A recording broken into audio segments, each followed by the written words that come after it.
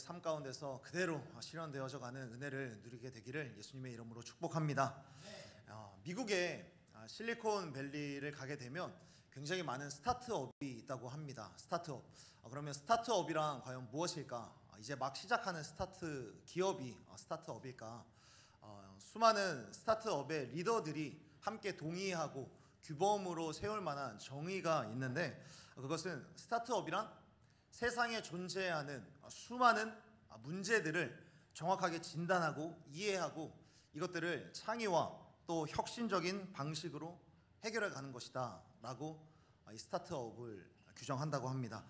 그 문제가 의학적인 것이든 어떤 당뇨병이라든지 우리들이 불치병으로 이야기를 하는 여러 가지 병들, 그런 병들도, 또는 우리가 산업의 여러 가지 영역이든 커피 산업이든지, 또 이것이 도덕적이든 아니면 윤리적이든 불공정에 관한 것이든 세상에 존재하는 모든 문제를 정확하게 진단을 하고 좋은 의술로 암세포를 정확하게 도려내듯이 이러한 문제들을 정확하게 해결해 나아간다라는 것, 이것이 스타트업의 기초라고 이야기를 합니다. 그래서 스타트업의 개념에는 이런 게 있다고 합니다. 문제가 없으면 스타트업도 없다. 문제가 없으면 스타트업도 없다라고 여긴다고 합니다. 우리가 살아가는 이 세상에는 정말 많은 문제가 있죠. 우리의 삶에도, 개인적인 삶에도 그렇고요. 우리의 사람과 사람의 관계도 그렇고요. 또 우리가 살아가고 있는 이 대한민국에도 그렇고, 또 우리가 몸담고 있는 한국 교회에도 여러 가지 문제가 있고, 또 실질적으로 우리가 사역하는 어떤 사역의 범위든 그것이 아무리 옳은 일이든지 간에 선교라고 하는 그런 영역에도 참 많은 문제들이 있음을 우리들은 경험하게 됩니다. 그렇다면 이런 문제들을 대하는 하나님의 사람들은 어떤 마음을 가져야 할까? 하나님의 사람들은 스타트업처럼 세상에 존재하는 여러 가지 문제들을 하나님이 원하시는 방법, 하나님께서 기뻐하시는 방법으로 개선해 나아가는 그런 사람들이 바로 하나님의 사람들인 줄로 믿습니다. 그렇다면 그 첫걸음은 당연히 문제를 직면해 가는 것이 첫 번째인 줄로 믿습니다. 쉬운 말로 좋은 게 좋은 거라고 넘어가지 않는 겁니다. 세상에 악한 문화가 보이면 그것과 이별하기로, 이것이 좀 문제가 되겠다, 하나님께서 원하시지 않는 문제라고 생각을 하면, 하나님께서 원하시지 않는 문화라고 한다면 그것과 이별하기로 작정을 하는 건, 아닌 건 아닌 거라고 이야기할 수 있는 힘이 있어야 한다라는 것이죠. 그리고 저는 이러한 것을 한마디로 표현을 하고 싶습니다. 따라서 해주시면 감사하겠습니다. 거룩한 불만족. 다시 한번요. 거룩한 불만족. 오늘 설교의 제목인데요. 좋은 게 좋은 거라고 넘어가지 않는 것, 아닌 건 아닌 거라고 이야기를 할 수 있는 거룩한 불만족이라는 것이 우리 가운데 있어야 한다라는 것이죠. 여러분들에게는 이 세상을 살면서 이건 정말 아닌데 라고 생각하는 문화들 혹시 떠오르는 게 있으십니까? 여러분들이 세상을 살면서 그냥 여러분들의 기분에 맞춰서, 감정에 맞춰서 아닌 거라고 이야기를 하는 거 말고요, 하나님 앞에서 하나님께서 이 문화를 보시면은 정말 보시기에 좋지 않을 것 같다 라고 생각하는 그런 문화들이요. 지난 선교 기간 동안, 또 지난 선교뿐만 아니라 모든 선교 그리고 전도를 할 때마다 이야기를 하는 것들이 뭐냐면, 우리가 하나님의 마음을 좀 알았으면 좋겠다, 또 하나님의 눈물을 좀 알았으면 좋겠다라는 그런 기도 제목들을 많이 던지게 됩니다. 하나님의 눈길이 향하는 곳에 우리가 가기를 원하고, 하나님께서 눈물 짓는 것에 우리가 함께 공감하고 우리들이 눈물을 흘리길 원한다라는 그런 기도를 하는데, 그렇다면 하나님의 마음을 알고 하나님의 눈물을 안다라는 것이 과연 무엇일까? 그것은 하나님께서도 이 세상을 바라보실 때 아파하는 것들이 있다라는 것이죠. 하나님께서 보시기에도 눈물 지을 만한 일들이 있다라는 것이고, 하나님도 그냥 넘어갈 수 없을 만한 문제들이 이 세상 가운데 또 있고, 또 더 나아가서 우리들을 향하여서도, 우리들을 바라보시면서도 그러한 눈물 짓는 모습들이 있다라는 것이죠. 지금은 없을지라도 하나님께서 우리들을 처음 보실 때, 우리가 죄인 되었을 때부터 하나님께서는 눈물 지을 만한 모습들이 우리 가운데 너무나도 많이 있었던 겁니다. 죄인 되었던 우리들의 모습을 그냥 두고 보실 수 없으셨던 것이죠. 하나님께서는 죄인 되었을 때 우리들을 향하여서 아파하실 수밖에 없었고, 그래서 눈물을 흘리실 수밖에 없었던, 그래서 이거는 아니다 싶으셔서, 이러한 거룩한 불만족이 있으셔서 하나님께서는 우리 가운데 하나밖에 없는 사랑하는 독생자 예수 그리스도를 해결책으로 보내주신 것이죠. 사랑하는 여러분, 우리가 예수 그리스도를 닮기를 원한다라는 것은 하나님이 볼 때 그 거룩한 불만족의 영역으로 남아있는 그 부분을 예수님처럼 그분의 뜻과 성령과 복음으로 변화시켜가는 것, 그리고 변화시켜가는 과정에서 아닌 걸 아닌 거라고 말할 수 있는 것이야말로 예수님을 닮은 인생인 줄로 믿습니다. 다윗이 하나님의 이름을 모욕하는 골리앗을 그냥 지나칠 수 없었던 것처럼, 엘리야가 바알 선지자들과 아세라 선지자들이 헛소리하는 것을 그냥 넘길 수 없었던 것처럼, 하나님의 사람들의 마음속에는, 하나님이 쓰시는 그 사람들의 마음 가운데에는 이런 거룩한 불만족이 있어야 한다라는 것입니다. 오늘 우리가 함께 읽었었던 이 본문 말씀에 보면은 어린 왕자 요시야라고 하는 사람이 나오게 됩니다. 이 어린 요시야의 마음에는 어른들보다 훨씬 더 불같은 하나님을 향한 열정이 있었습니다. 비정상적이고 악한 일들, 잘못된 길들을 바로잡기를 원하는 그런 마음들이 있었습니다. 방금까지 말씀드렸던 거룩한 불만족이 마음 가운데 넘쳐났던 겁니다. 하나님께서 보시기에 이러한 문화들은 너무나도 좋지 않겠다. 요시야의 삶에 대해서 그의 삶의 나침반으로 삼았던 것은 뭐냐면, 하나님의 비전은 거룩한 불만족으로 시작된다라는 것이었습니다. 하나님의 비전은 거룩한 불만족으로부터 시작이 되고 성취가 된다. 이게 사람을 미워하고 그러한 악한 문화를 답습하는 사람들을 공격하라는 것이 아니라요, 그냥 잘못된 것을 잘못되었다라고 이야기할 수 있는 데서부터 시작이 된다라는 겁니다. 여러분, 오늘 본문에 나오는 요시야라고 하는 이 사람은 어떤 왕이었냐면 8살의 왕이 된 사람입니다. 그의 아버지였던 아몬이라고 하는 사람이 있었는데, 이 아몬이라고 하는 사람이 반란으로 인하여서 시해를 당하게 됩니다. 그래서 그의 아들이었던 이 요시야라고 하는 사람이 8살의 나이에 왕이 되게 되는 거예요. 8살의 왕이 되었다라는 것은 그의 인생에서 경험하고 또는 결정을 하고 책임져야 하는 무게가 우리들이 생각하는 것보다 훨씬 더 컸다라는 것을 의미합니다. 준비된 채로 왕위에 오르는 것이 아니라 그의 부친이 살해당한 이유로 왕이 되었기 때문에 사실상 필요한 능력이라든지 어떤 경험의 축적들을 이루지 못한 상태에서 그냥 왕이 되었다라는 것이죠. 갑작스럽게 왕이 된 이 요시야, 갑작스럽게 왕이 되었고 어린 나이에 왕이 되었지만 그는 자그마치 31년 동안 유다를 다스렸다라고 성경에서 이야기를 하고 있습니다. 그 어린 나이에 즉위를 해서 사실상 수많은 사람들로부터 수렴 청정을 당할 만한 그런 상황이지 않았을까라고 생각을 하지만, 그는 너무나도 뛰어난 믿음과 신앙을 가지고 이 유다를 다스렸기 때문에 그는 어떤 평가를 받게 되냐면, 성경에서 단 3사람밖에 받지 못했었던 그런 평가를 받게 됩니다. 다윗과 히스기야와 같은 그런 성군의 반열에 이르렀다라고 성경은 이야기를 합니다. 이스라엘 왕들의 열왕기 상하 그리고 역대기 상하의 말씀을 보게 되면 성군의 특징에 대해서 2가지로 정리를 합니다. 하나님께서 보시기에 이 왕은 정말 성군의 이 이스라엘을, 유다를 내 뜻대로 정말 잘 다스렸다라고 하는 그 사람에 대해서 2가지의 평가. 첫 번째는 정직히 행하였다라고 평가를 합니다. 정직히 행하였다라는 것은 그냥 단순히 윤리적으로 어떤 그냥 인성적으로 착하고 또 정직한 진실한 그런 게 아니라 사람과 사람과의 관계에서도 정직하게 행하고 하나님과의 관계에서도 개인적인 영성이 하나님 앞에서 정말 하나님 앞에서 진실하게 살아갔었던 그의 인생을 두고 하나님께서는 정직하게 행하였다라고 평가를 하는데, 요시야가 바로 그런 인생을 살았고요. 또 2번째로는 다윗의 길로 행하였다라는 그런 평가가 성군의 2번째 특징이었습니다. 다윗의 길로 행하였다라는 것은 하나님께서 싫어하실 만한 그런 제도나 문화를 그대로 두지 않는 거예요. 이스라엘 안에 하나님께서 싫어하시고 하나님께서 눈물 짓게 만드는 그런 제도나 문화를 다 없애버리고, 또한 하나님께서 기뻐하실 만한 문화는 그대로 살려두면서 이스라엘 모든 사람들을 주께로 돌아오게 만드는 그런 리더십을 발휘한 게 다윗이었고, 그리고 그런 다윗의 길을 따라간 사람들을 가리켜서 하나님께서는 다윗의 길로 행하였다, 그래서 성군이었다라고 평가를 하게 되는 것이죠. 2절을 보면 이스라엘 가운데서 통틀어서 3명밖에 없는 이 칭찬을 요시야가 다 받게 되는 것을 우리들은 확인할 수 있게 됩니다. 그러면 이 요시야는 어떻게 이런 성군의 반열에 오를 수 있었을까?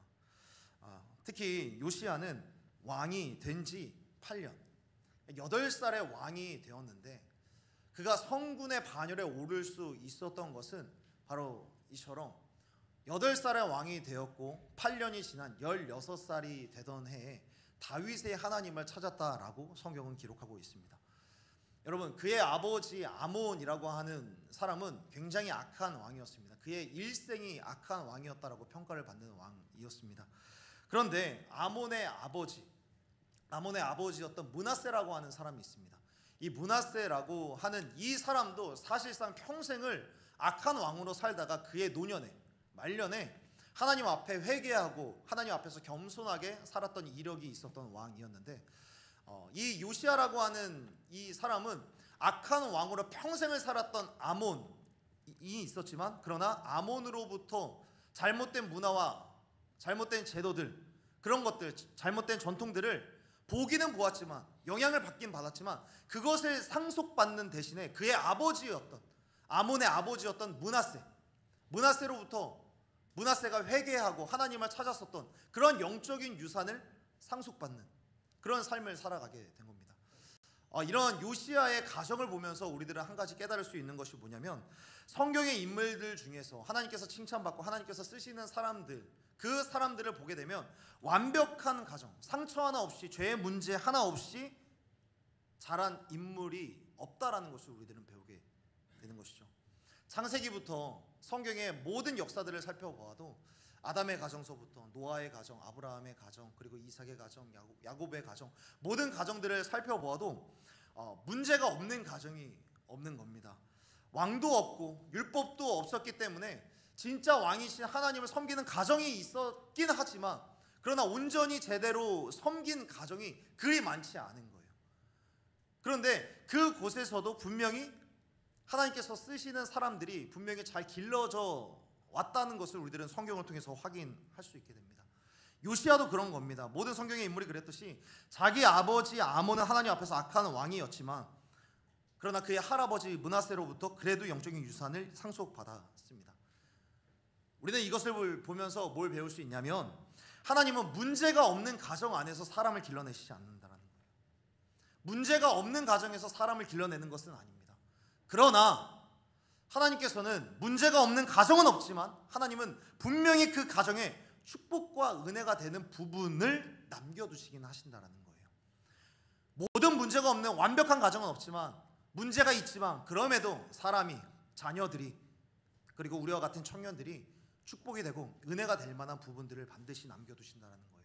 그것이 가정 아니든 또 가정 밖에서 그 외에 이런 교회와 같은 공동체든지 아니면 또 다른 영적인 공동체라든지, 하나님께서는 그것을 남겨두시고, 신앙의 사람으로 반듯하게 자라는 사람들은 그런 곳에서 하나님께서 올바른 문화와 올바른 은혜와 올바른 사랑을 계속해서 상속받고 계승하게끔 하나님께서는 남겨두신다는 겁니다.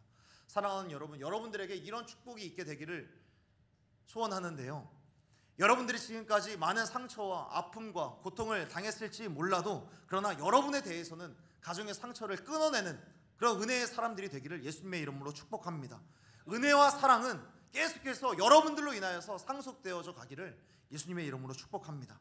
16세의 요시야가 하나님을 찾았고 할아버지의 신앙을 계승하고 있었습니다. 그런데 그러한 신앙의 계승이 어떤 모습으로 드러나냐면, 이제 16세에서 하나님을 찾았고 그로부터 4년이 지난 20세의 요시야는 역대하 34장 오늘 본문의 4절부터 7절까지의 말씀을 보면은 이렇게 정리를 할 수 있을 것 같아요. 전 국가적으로 영적인 개혁을 단행해 갑니다. 바알과 아세라를 비롯한 모든 우상의 산당들을 다 폐하기를 시작을 하고요. 그것이 어느 한 지역에만 국한된 게 아니라 유다의 최남단이었던, 이스라엘의 최남단이었던 시므온이라고 하는 이 땅, 시므온 지파의 땅부터 최북단이었던 납달리 지파의 땅까지 모든 곳 도처를 다 돌아다니면서 도처에 존재하던 바알과 아세라의 산당들을 다 폐하고요. 뿐만 아니라 아수르의 별자리를 보게 되는, 그리고 그러한 신들에 대한 산당들을 다 폐하기를 시작을 하는 거예요. 다 헐어버리고요. 모든 목상과 모든 주상과 모든 동상들을 다 도끼로 깨부시는 거예요. 그리고 그런 일들을 행한 것이 20세의 요시야였습니다. 사랑하는 20세의 청년들, 이러한 영적인 개혁들을 이뤄내는 하나님의 사람들, 하나님의 청년들이 되기를 예수님의 이름으로 축복합니다. 이것뿐만 아니라 열왕기하 23장에 보면 21세기가 되어서야 대한민국에서 전면적으로 법적으로 금지가 되었던, 물론 실상은 암흑가에서 다 이루어지고 있긴 하지만 성매매 문화를 전면적으로 다 금지를 시켜버립니다. 요시야는 정말 어린 나이에요. 8살에 왕이 되어서, 그리고 16세에 하나님을 찾고 20세에 되기까지 자신의 순수함을, 자신이 가졌던 그 어렸을 때부터 가졌던 이 영적인 순수함을 어른들의 가치관 앞에서 꺾지 않고 정상적인 가치를 사람들에게 끊임없이 전염시켜가는 그런 모습을 계속해서 보여주고 있는 겁니다. 요시야가 본 세상은 너무나도 이상한 거예요. 너무나도 잘못된 겁니다. 우상을 섬기고 성매매가 막 횡행하고, 하나님을 떠나서 사람들이 서로를 속이는, 또 보이지 않는 신분제도가 보이고, 어디에서 태어났느냐를 통하여서 귀족과 노예로 인생이 결론 나버리는 모든 것들이 다 이상하고 온전하지 않은 것으로 여겨졌던 거예요. 여러분, 요시야가 어린 나이에 이러한 일들을 단행할 때에 요시야를 보면서 그 국가의 여러 대신들은 어떤 이야기들을 했을까요? 당신이 아무리 왕이라고 하더라도 어떻게 하루아침에 바알과 아세라 이 우상들을 다 철폐할 수 있겠습니까? 그거는 가능하지 않습니다. 전 국가적으로 여러 가지 반란이 일어날 겁니다. 바알과 우세라 신들을 섬기는 그 일에 종사하는 수많은 사람들이 있을 텐데 그 사람들의 반발을 어떻게 할 겁니까? 수많은 사람들이 이야기를 했을 거예요. 성매매를 금지시킨다고요? 모든 업소들을 다 철폐한다고요? 그러면 사람들의 스트레스는 어디에서 풉니까? 그것들은 그냥 그대로 남겨둘 수 있어야 합니다. 악하지만 필요에 의해서 이것들은 남겨놔야 합니다 라고 이야기를 하는 사람들이 분명히 있었을 겁니다. 그런데 세상 사람들이 이 정도는 타협해도 된다, 이 정도는 정상 범위로 봐야 된다라고 이야기를 해도 이 요시야는 이전 세대가 남겨놓은 영적인 패단을 모조리 부정하고 지워버리는 그런 모습을 보여주게 되는 겁니다. 이상한 건 이상한 거야. 잘못된 건 잘못된 거다. 죄는 죄인 겁니다. 잘못했으면 변명할 게 아니라 잘못했다라고 여기고 이것들을 끊어내야 한다라고 하는, 어떻게 보면 굉장히 간단하고 단순하지만 너무나도 쉬운, 그러나 우리의 실질적인 삶에서는 어렵겠지만 너무나도 당연한 논리가 요시야에게 있었던 겁니다. 여러분, 칸트나 헤겔과 같은 위대한 철학자들은 이미 이야기를 한 게 뭐냐면, 이미 사람들은 살아가면서 필요한 인생의 모든 지혜는 10살 이전에 다 배운다라고 이야기를 했습니다. 마찬가지로 유다의 어린 왕자 요시야도 이전 세대가 아무리 정상이고 필요하고 필요악이고 있을 수밖에 없고 이것들이 있어야 나라가 돌아간다라고 이야기를 하지만, 아무리 그렇게 이야기를 했어도 요시야가 보기에는 이상한 건 이상한 거였습니다. 잘못된 건 잘못된 거였고, 그렇기 때문에 그는 이전 세대가 당연한 것처럼 쌓아두었던 대신들이 아무리 말리고 말려도 끝내 하나님 한 분만 의지하면서 모든 영적인 패단들을 다 지워냈습니다.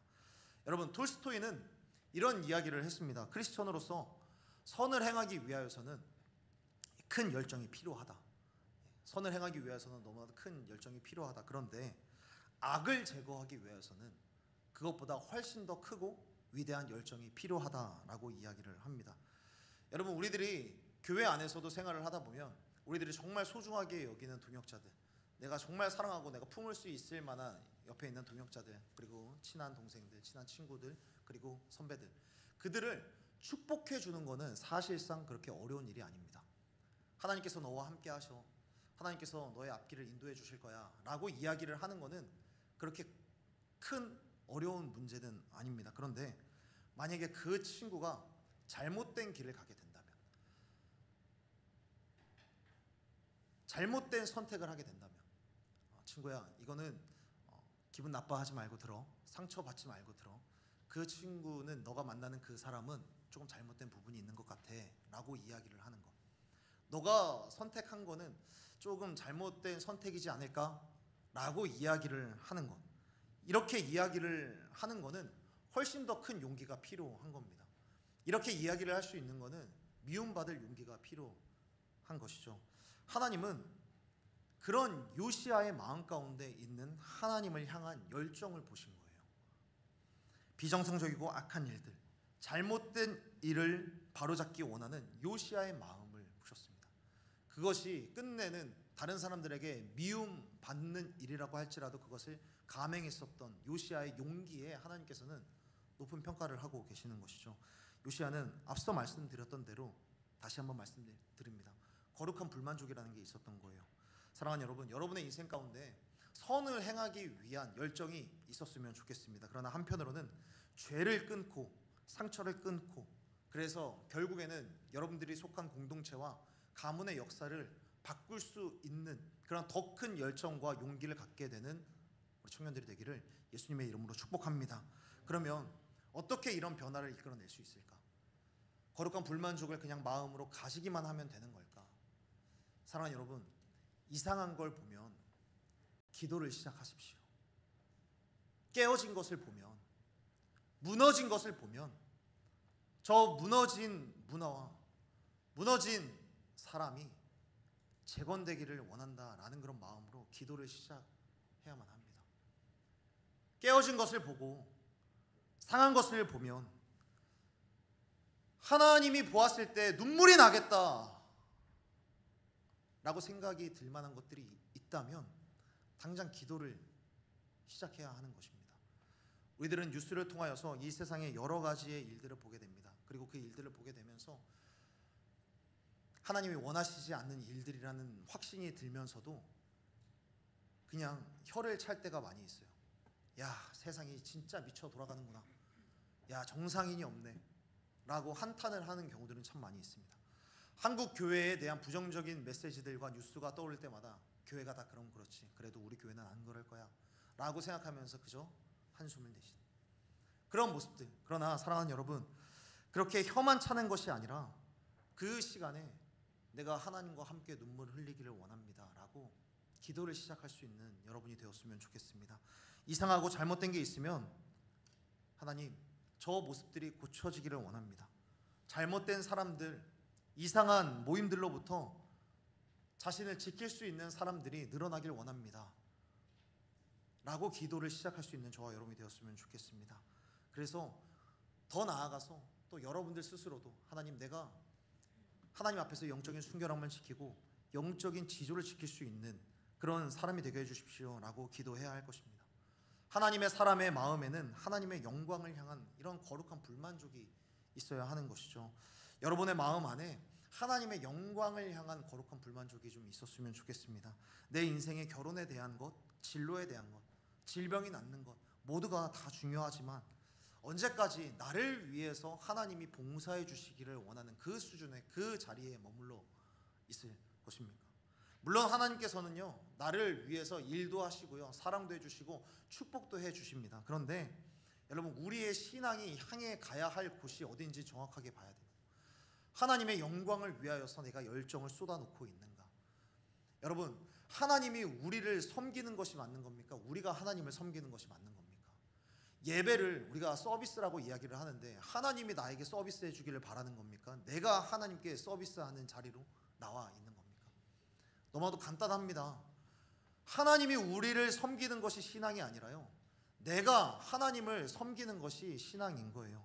당연히 모든 크리스천들이 하나님의 영광에 대한 이 열망을 가지고 하나님을 섬기는 자리로 끊임없이 나아가고 기도할 수 있어야 되는 겁니다.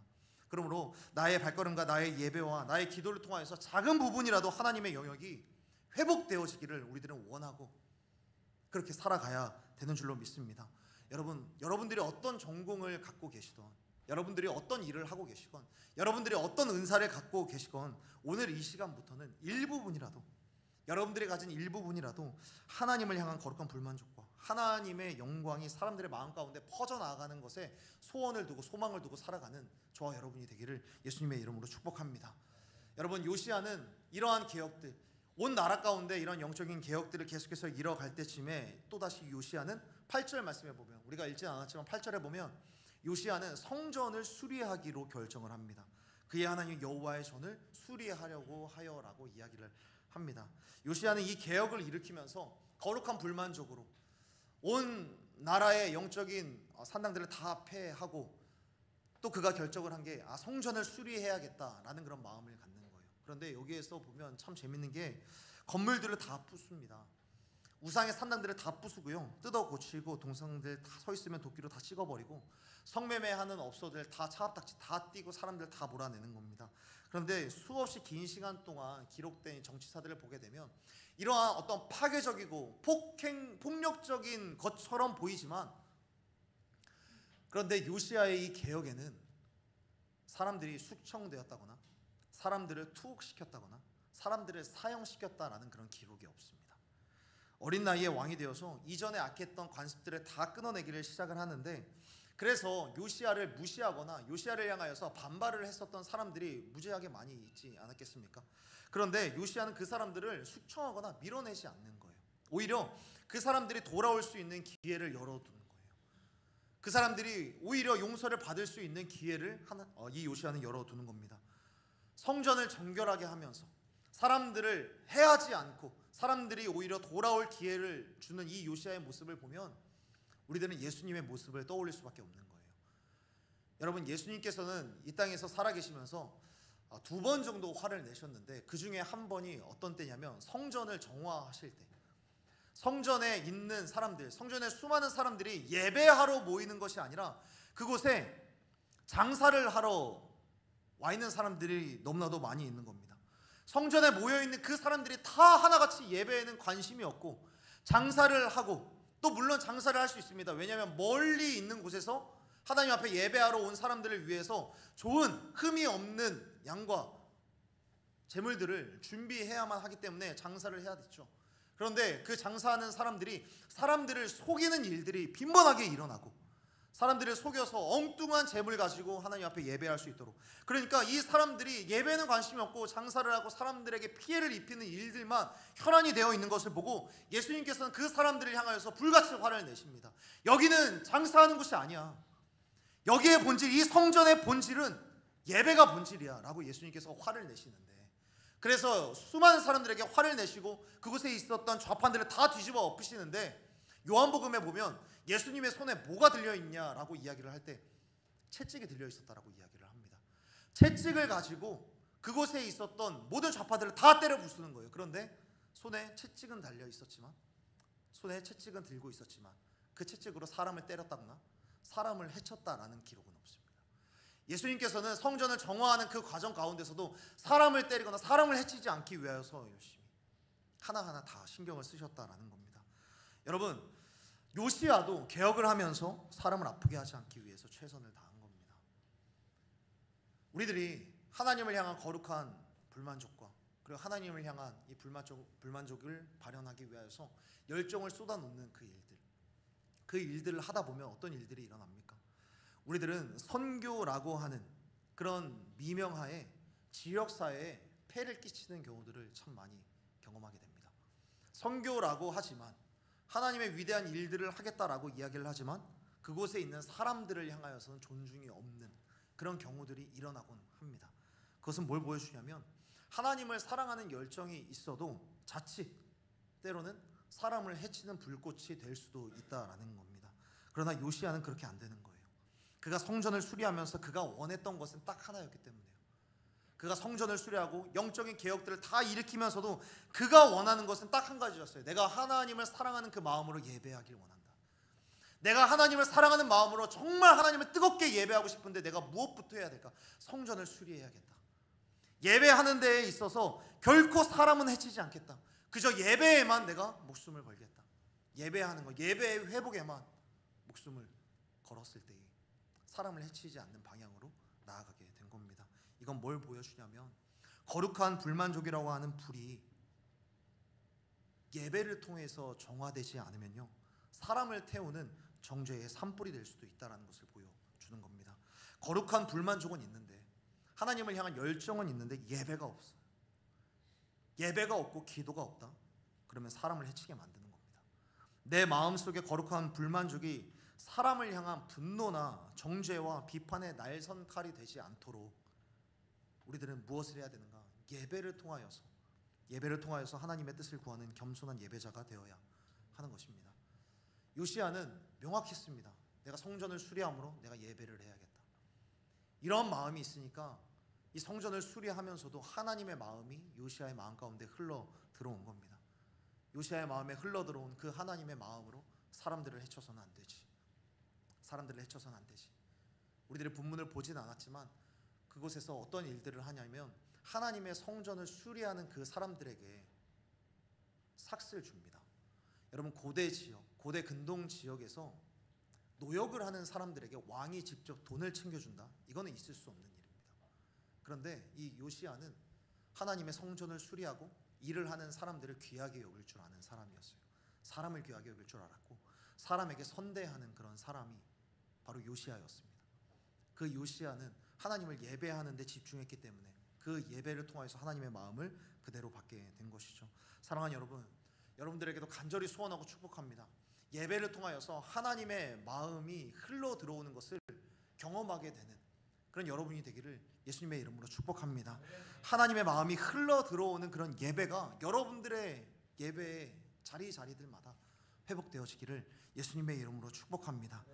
여러분, 인생 가운데, 마음 가운데 요시야처럼 예수님의 마음을 닮아가야 되는 것, 예배를 통해서 일어나게 되는 거죠. 여러분, 우리들의 힘으로는 분명히 한계가 있는 거예요. 사람을 내가 잘 대하고 싶다, 잘 대하고 싶다, 내가 정말 친절하게 대하고 싶다, 한계가 있습니다. 어느 정도까지는 잘 견딜 수 있겠죠. 그런데 어떤 마지노선이 넘어가면은 그것이 내 힘으로 너무나도 곤란해지고 어려워지는 경우, 내가 믿음이 있는 것 같지만 내 힘으로 가져가려면 가져갈 수 없는 때, 그렇기 때문에 그래서 하나님께서는 우리 가운데 예배를 주셨다라는 겁니다.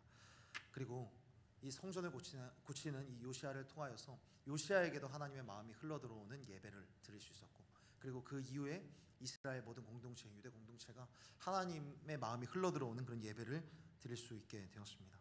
요시야는 우리들에게 이야기를 하는 거예요. 여러분은 하나님의 아픔에 공감하기를 원하는 마음이 있고 그 마음으로 예배하기 원하는 마음이 있습니까? 라고 요시야는 우리들 가운데 질문하고 있습니다.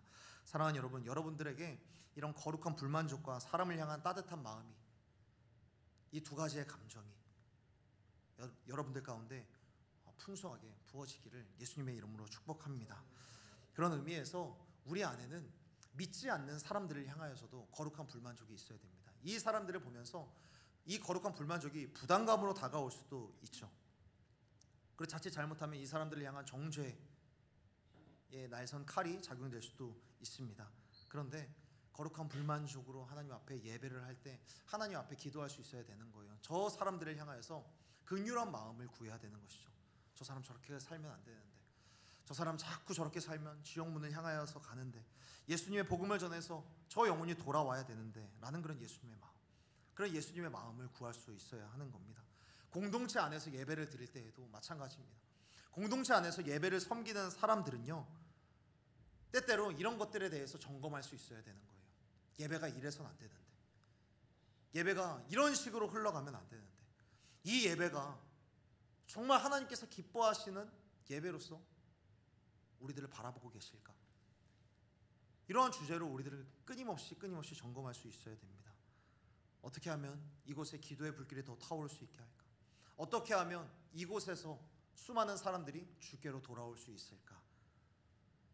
요시야는 그 마음으로 예배를 갱신해 나가고 개혁해 나아가는 그런 사람이었습니다.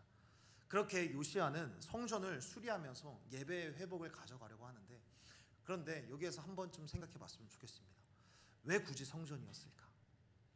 왜 굳이 성전을 수리하는 데 이렇게 열심히 애를 썼을까? 예배하는 것, 우리들은 너무나도 잘 알고 있습니다. 건물이 본질이 아니라는 것을 우리들은 너무나도 잘 알고 있지 않습니까? 영적으로 개혁을 하는데, 영적 개혁을 단행을 하는데 왜 굳이 성전을 수리하는 걸까? 여러분, 건물이 본질이겠습니까? 요시야가 종교 개혁을 일으키는데, 여러분, 성전 수리라고 하는 이 말은 어떻게 보면 좀 있어 보이지만 그냥 쉽게 이야기를 하면은 그거예요.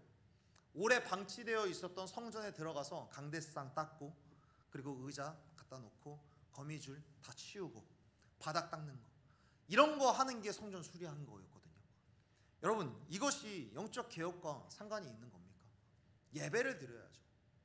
성전을 수리하는 것, 성전을 수리하는 게 그게 얼마나 놀라운 개혁이겠냐는 거예요. 교회에 거미줄 있는 거 치우는 거. 그런데 요시야는 건물이 본질이 아닌 걸 알면서도 그 일에 최선을 다하는 거예요. 그 일에 최선을 다하여서 성전을 수리하는 일에 수많은 역사를 기록하는 사람들, 제사장들을 다 보내고 그것에서 수많은 사람들이 일을 하고 그 사람들이 서운해하지 않도록 여러 가지의 삭들도 챙겨주고. 여러분, 그것이 왜 하나님께서 높게 평가하실 만한 일이냐는 거예요. 여러분, 이때 당시에 요시야의 나이가 몇 살이었다고요? 20세의 나이예요. 여러분, 20세의 요시야가 하나님을 위해서 무엇을 할 수 있을까 생각할 만한 아이디어가 얼마나 있었을까요? 요시야가 생각하기에 내가 하나님을 위해서 뭐라도 하고 싶은데, 내가 예배를 좀 잘 드리고 싶은데, 우리 나라가 정말 하나님 앞에 예배를 회복하고 싶은데 어떻게 해야 될까? 고민하고 고심한 끝에 내린 결론이 성전을 그래도 청소라도 해야겠다라는 그런 마음을 갖게 된 거예요. 20세의 청년이었던 요시야가 생각하는 아이디어는 그것밖에 없었던 거예요. 우리가 보기에는 건물이 중요한 게 아닌 건 맞는데, 건물이 중요한 게 아니라 일단 지금 요시야가 하나님을 위해서 할 수 있는 최선의 것, 아무리 작은 일이라고 할지라도 할 수 있는 최선은 그것밖에 없는 거예요. 요시야가 할 수 있는 최선. 여러분, 옛날 시대의 권사님들, 옛날 시대의 우리 지사님들의 신앙생활을 여러분들 눈여겨본 적이 혹시 있는지 모르겠습니다. 지금 이 시대에도 옛날 권사님들, 옛날 지사님들, 장로님들 보면 이 강대상에 엄청나게 집착을 많이 하세요. 지금 이 시대에도 강대상 여기에 올라오려면 신발을 신고 올라오지 못하는 권사님들이 아직도 너무나도 많이 있고요.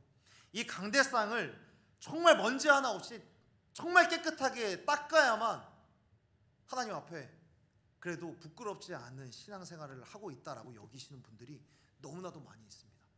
여러분, 이 분들이 왜 이런 마음을 갖게 되었을까? 성찬식 하면은 그 면사포 다리 위로 꼭 다려야만 직성이 풀리시는 권사님들이 아직도 계시고요. 헌금을 드릴 때 꼭 다리 위로 다 펴서 깨끗하게 빳빳하게, 그리고 전날 다 준비해놔야 그제서야 하나님 내가 예배합니다 라고 여기시는 권사님들이 아직도 너무나도 많이 있습니다. 또 절기가 되면 한복을 입고 안내해 주시는 어르신들, 꼭 한복을 입어야 돼요. 한복, 꼭 하얀 색깔 한복을 입어야 되는 분들 너무나도 많이 있는 거예요. 여러분, 이분들이 왜 그 일들을 할까요? 왜 이렇게? 여러분, 그것들이 본질이 아닌 거 우리들 너무나 잘 알고 있잖아요. 그런데 어떤 누군가는 그거에 대하여서 신앙의 본질이 아닌데 라고 이야기를 하면서 폄하하는 사람들이 분명히 있습니다. 그런데 그분들이 왜 그렇게 했을까? 그분들이 왜 지금도 그렇게 할까 생각을 해봐야 돼요. 여러분, 그분들이 신앙생활을 처음 시작했을 때 그 시대에는 할 수 있는 거 그 정도밖에 없었던 거예요. 그분들이 생각할 만한 내가 주님을 위해서 할 수 있는 것이 무엇이 있을까? 그래, 저 앞에 보이는 강대상 저거라도 내가 깨끗하게 닦아야겠다. 저 닦는 것, 저 깨끗한 강대상에서 깨끗한 말씀이 나오는 건 아니지만 그래도 내가 주님의 전에 내가 무언가라도 좀 하고 싶다. 내가 돈도 없고 시간도 많이 없지만 그럼에도 내가 주님을 위해서 뭔가 하고 싶은데, 작은 거라도 하고 싶은데 할 수 있는 게 뭐가 있을까? 나와서 강대상 닦고 꽃 꽂고 그냥 청소하고 거미줄 있는 거 치우고, 그리고 내가 무엇을 좀 하나님 앞에서 깨끗하게 나아갈 수 있을까? 한복 입고. 하나님을 섬기고는 싶은데 뭘 해야 될지 모르는 경우들이 많이 있는 겁니다. 물론 선교하면 좋죠. 대단한 일 할 수 있죠. 입양도 하면서 하나님의 사랑을 정말 실천하는 사람들도 많이 있고요. 시간 쏟고 자신의 신체의 일부까지 기증하는 사람들 있지만, 지금 젊었던 요시야, 아니 20살에 그 이전의 요시야는 그런 아이디어, 어떤 현실적인 여건이 생각이 안 나는 거예요. 그러니까 할 수 있는 일 하는 거예요. 눈앞에 보이는 저 성전이, 지금 저 건축되어 있는 성전이 많이 낡았네, 저거라도 내가 수리해봐야겠다. 어쩌면 요시야도 어마어마한 일들 하고 싶었을 수도 있겠죠.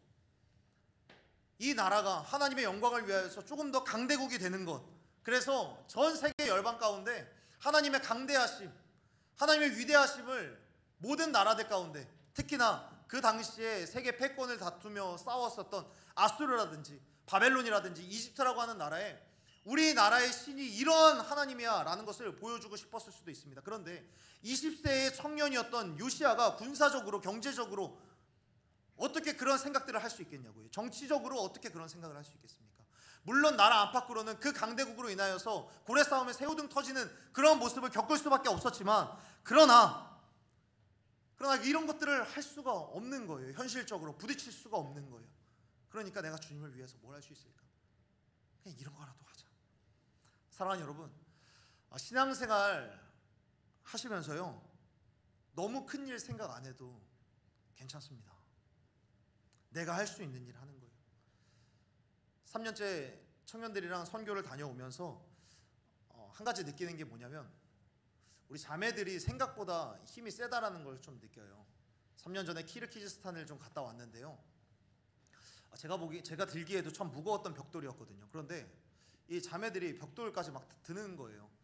뭐 물론 해가 뉘어뉘어 지고 있었고 좀 늦게 했으니까 어두워지고 있는데도 그래도 자매들을 배려해서 하지 마라, 괜찮다라고 이야기를 하는데, 힘들어도 이 자매들이 10kg 막 15kg 정도 되는 이 벽돌을 혼자 못 드니까 둘이서라도 계속해서 든다고 하는 그런 장면들을 보면서 생각을 해보게 되는 거죠.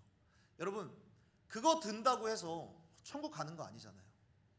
야, 그거 들었으니까 내가 너 천국 가게 해줄게. 아, 그래, 잘한다. 그거 아니잖아요. 왜 그랬을까? 그냥 하나님을 위해서 이거라도 하는 거죠. 하나님을 위해서. 내가 볼 때도, 그리고 남들이 볼 때도, 선교의 전체적인 사역을 보아도 하고 안 하고가 별 차이가 없긴 하지만, 그래도 하나님이 볼 때에는 그거 자체가, 그 마음이 너무도 중요했던 겁니다. 왜 그럴까? 왜 그럴까? 작은 일이지만 할 수 있는 것들을 시작했기 때문에요. 작은 일이라도 할 수 있을 때 시작한 것. 하나님이 우리에게 작은 걸 부탁할 때, 하나님이 부탁한 건 아니지만 내가 하나님을 위하여서 뭔가 작은 일을 하고 싶을 때 주저하지 말고 하는 겁니다. 수련회 3일 동안 참석하는 거 어려우면 하루라도 참석하는 거고요. 수련회 와서 내가 진짜 수련회 안 오는데 내가 하나님을 위해서 내가 위대한 거 하는 거 아니지만 집회라도 찬양하겠다 하는 겁니다. 예배하겠습니다. 예배가 은혜 받는 데에 목적이 있는 건 아니죠. 여러분, 은혜 받기를 원하는 기도 제목은 할 수 있지만, 여러분, 예배를 드리는 건 아까 전에 이야기했듯이 하나님을 위해서 서비스, 내가 나를 드리는 거잖아요. 하나님을 위해서 내가 할 수 있는 것, 이 예배라도 내가 드리겠습니다. 예배의 자리에 와서 나의 자그마한 열정이라도 하나님께 드리겠습니다 하는 거예요. 시간 내겠습니다. 말씀 앞에 무릎 꿇겠습니다. 그거 하는 것이죠. 어떤 유명한 선교사님들은 하나님을 위해서 위대한 일을 꿈꾸고 시작하십시오라고 이야기를 하지만, 저는 과감하게 반대로 이야기하고 싶습니다. 하나님을 위해서 작은 일부터 시작하십시오. 작은 일을 하십시오. 저는요, 우리가 하나님의 큰 일을 하는 그런 영웅 같은 사람들이 많기를 원하지 않습니다. 하나님의 큰 일을 하는, 정말 저 사람은 정말 신앙의 영웅 같은 사람이야 라는 그런 말들이 우리 안에서는 없었으면 좋겠습니다. 그것보다 작은 일들이 모여서 하나님이 맞춰가는 그런 퍼즐 조각처럼 그렇게 맞춰지는 그런 공동체가 되었으면 좋겠습니다. 하나님이 원하시는 그 큰 그림을 나 혼자 맞춰가는 게 아니라요, 한 조각 한 조각, 몇 명의 리더십이 이끄는 걸 넘어서 한 사람 한 사람이 작은 일들을 하는 게, 그게 잘 맞춰지는 것. 한 사람 한 사람들이 정말 작지만 큰 기도를 올려드릴 때 하나님의 큰 기적이 일어나는 것을 보기를 원하고요. 하나님이 그렇게 우리 공동체를 이끌어 가기를 저는 개인적으로도 너무나도 소망합니다. 그런 기대, 그런 작은 일들을 우리 하나님께서는 외면하지 않으시기 때문입니다.